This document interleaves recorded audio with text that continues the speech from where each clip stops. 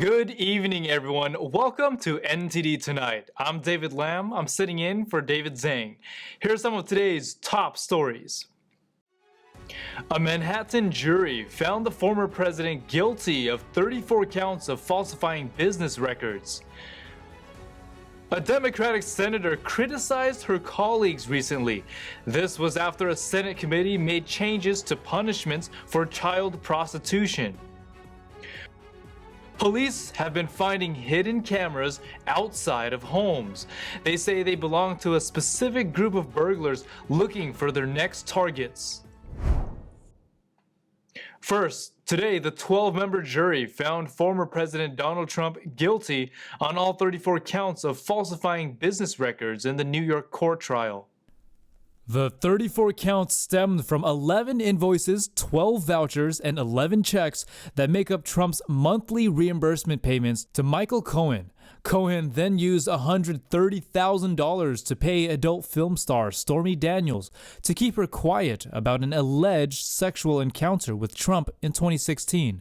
The jury found the way Trump reimbursed Cohen constituted a falsification of business records.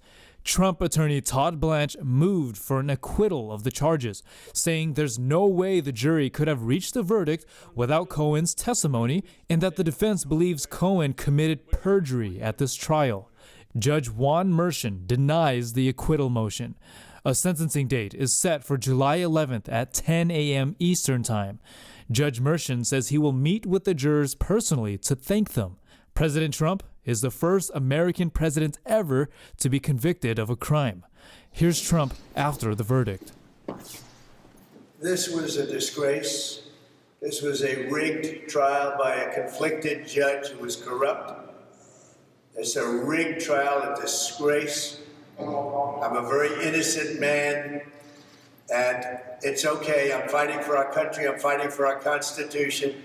Our whole country is being rigged right now. This was done by the Biden administration in order to wound or hurt an opponent, a political opponent.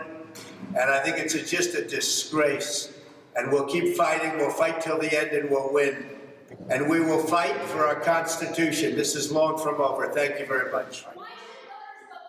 The Supreme Court has just handed down a victory to the National Rifle Association, or NRA. It's a case over First Amendment rights and government coercion. The justices ruled unanimously to reverse a lower court decision and clear the way for a free speech lawsuit.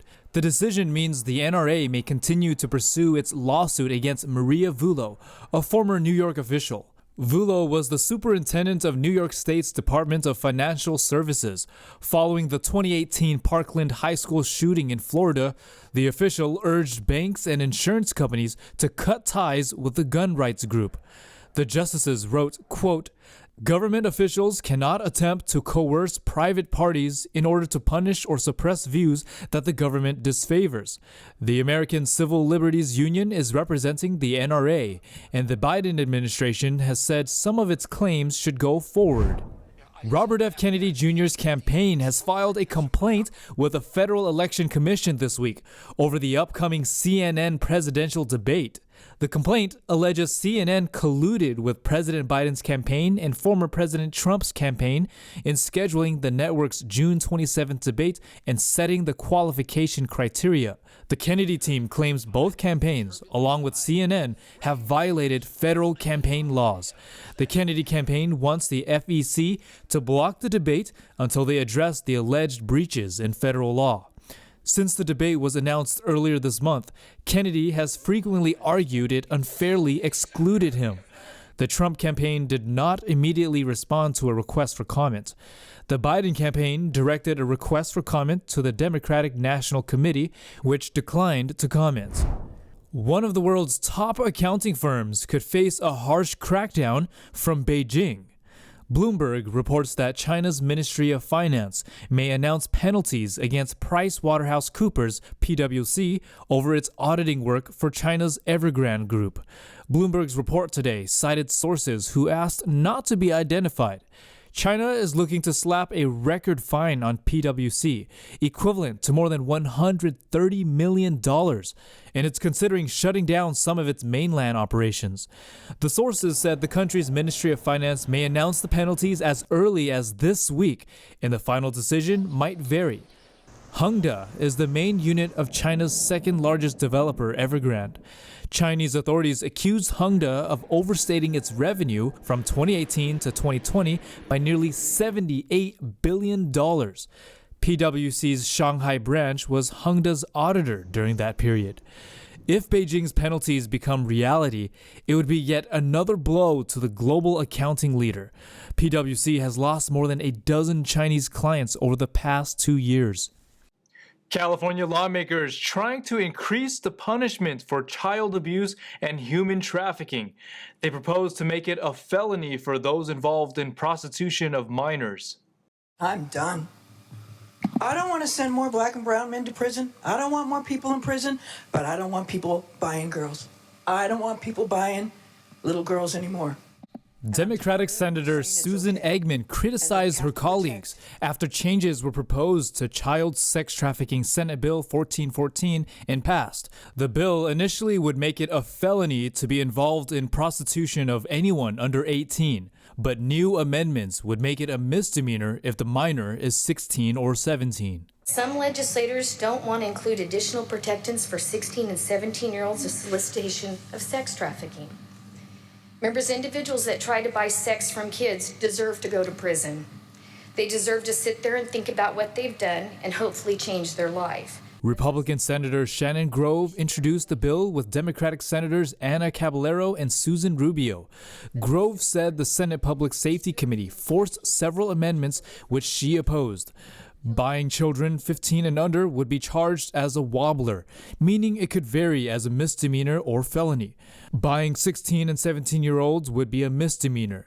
The felony charge carries possible jail time but not prison. And only second offenders with a 10-year age gap to the victim would be registered as a sex offender.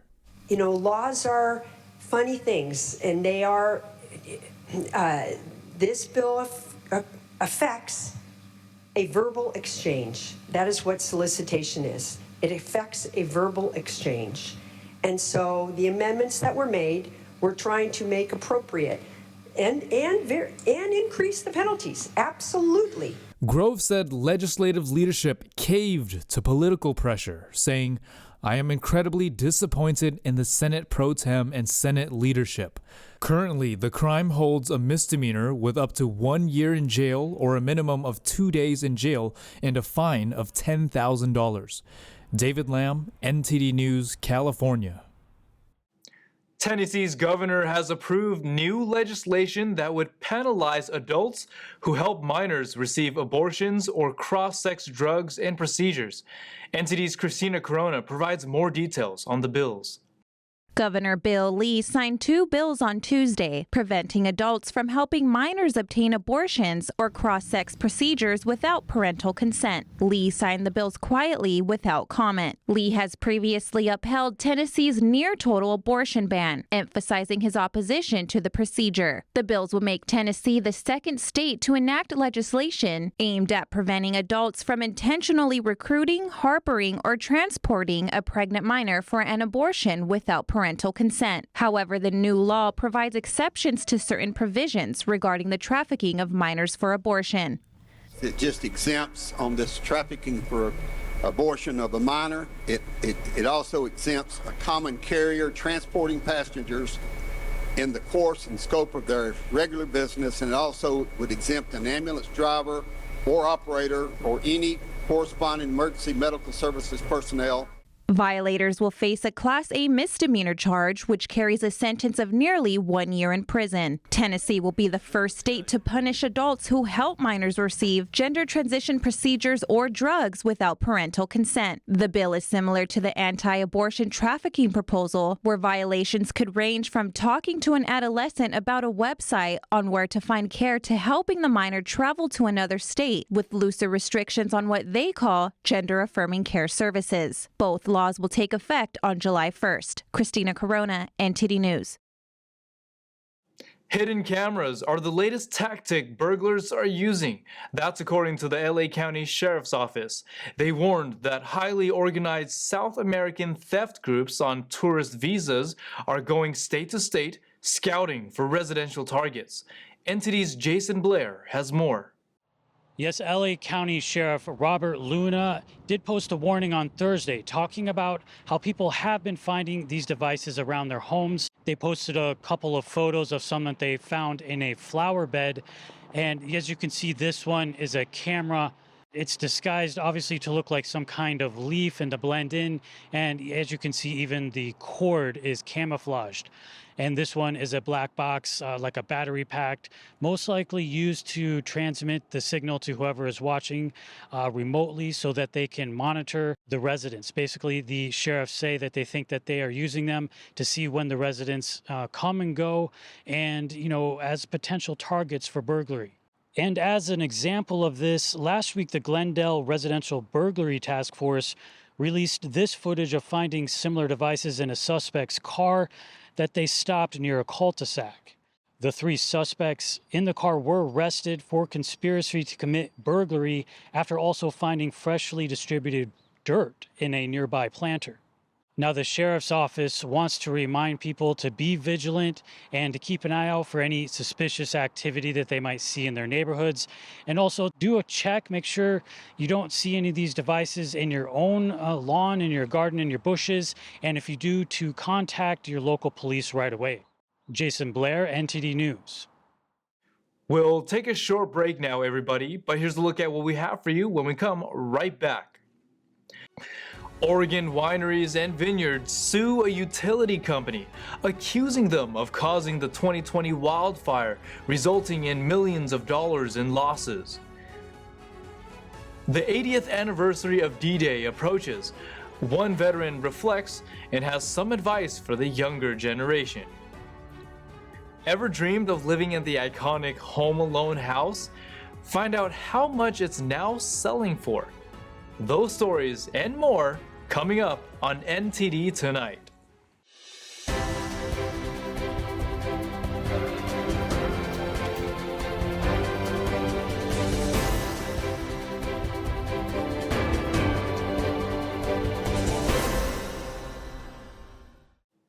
Welcome back to NTD Tonight. I'm your host, David Lamb.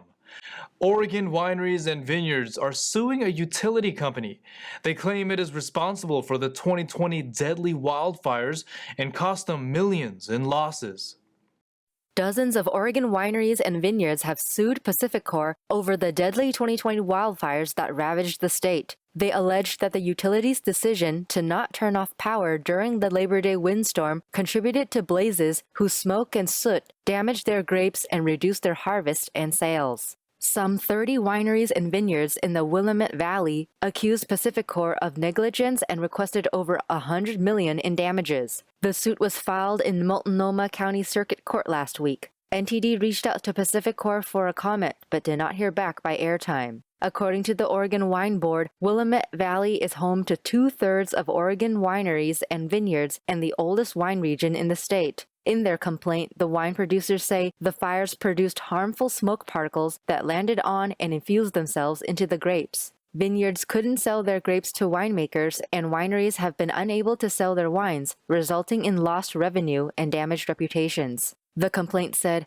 grapes and grape juice that are infused with smoke can carry the smoke compounds and smoke taste through the entire wine production, bottling process, and sale to the customers. It was costly to try cleaning the soot and smoke from the 2020 crop, and yet their efforts still failed. Other Oregon wineries have also sued PacifiCorp in separate lawsuits that contain similar allegations and requests for economic damages. The 2020 Labor Day weekend fires were among the worst natural disasters in Oregon's history. It killed 9 people, burning nearly 2,000 square miles and destroying upward of 5,000 homes and other structures. A D-Day veteran reflects on the anniversary as June 6th approaches. He also has a piece of advice for the younger generation. As the world reflects on the 80th anniversary of D-Day, the Allied invasion of Nazi-occupied France, there are fewer and fewer veterans living to share their stories from the day many historians refer to as the beginning of the end of World War II. One Centurion and D-Day veteran, Richard Rung, living in the Chicago area, says the fateful day still feels fresh in his memory. I was on the LCT 539. It hit the beach at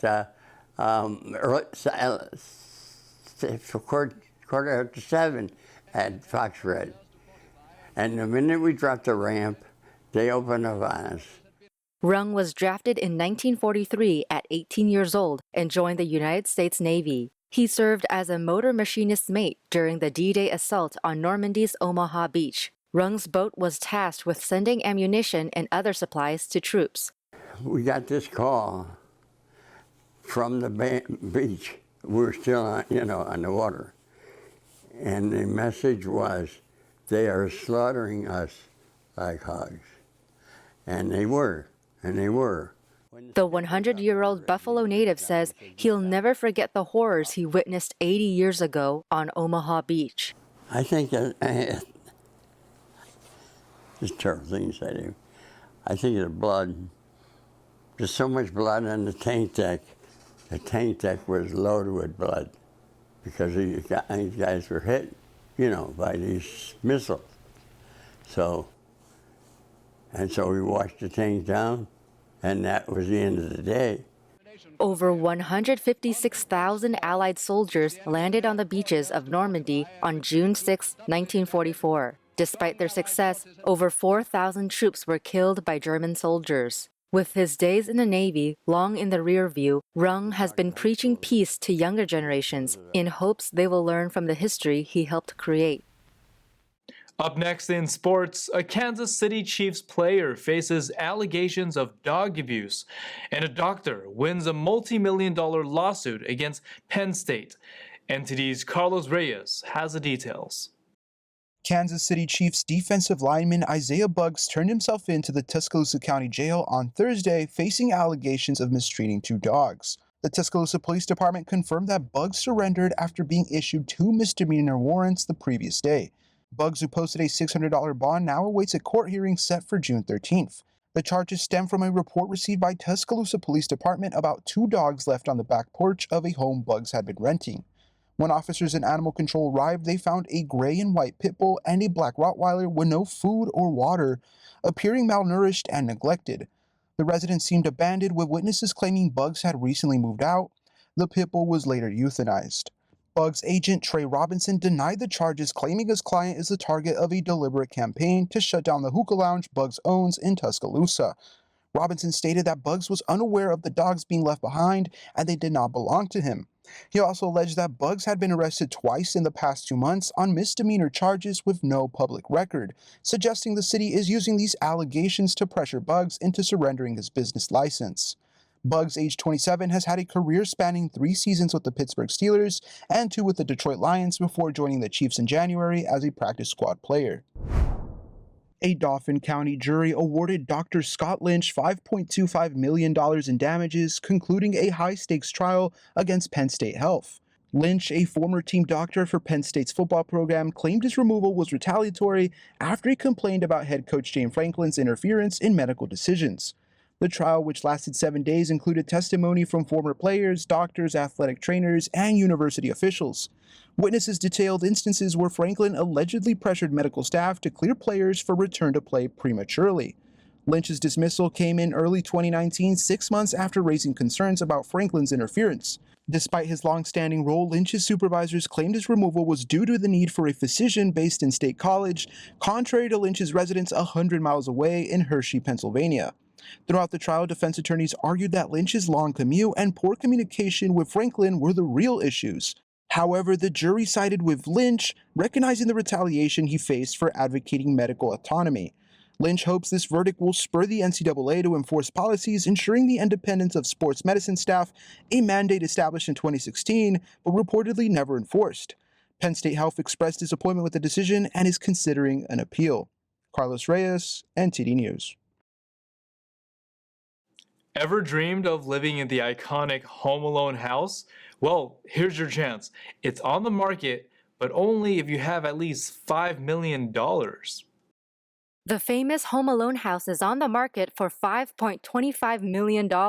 Located at 671 Lincoln Avenue in Winnetka, Illinois, the 5-bed, 6-bath mansion spans over 9,000 square feet. According to its listing agent, Coldwell Banker Realty's Don McKenna Group, the stately brick Georgian residence of Home Alone fame brings forward a rare opportunity to own one of the most iconic movie residences in American pop culture. The legendary home was fully renovated and expanded in 2018, but its owners made sure to keep all the most memorable and architectural details and spaces like the entry staircase, living and dining room spaces, double island kitchens, and second-floor hallways. The newly expanded family room has 10-foot ceilings and walls of French doors that open into the backyard. The home also has a gym, a recreation space, a full bath, wet bar, movie theater, and an indoor sports court. Stay tuned for China in Focus with Tiffany Meyer coming up next. U.S. public pensions pouring over $60 billion into China, but some states are rolling out laws to buck the trend. More on China in Focus with Tiffany Meyer at 9:30 p.m. Eastern. And that's all we've got for you tonight. We'd like you to join us again on NTD Tonight every weekday at 9 p.m. I'm David Lamb, sitting in for David Zhang. Have a wonderful evening.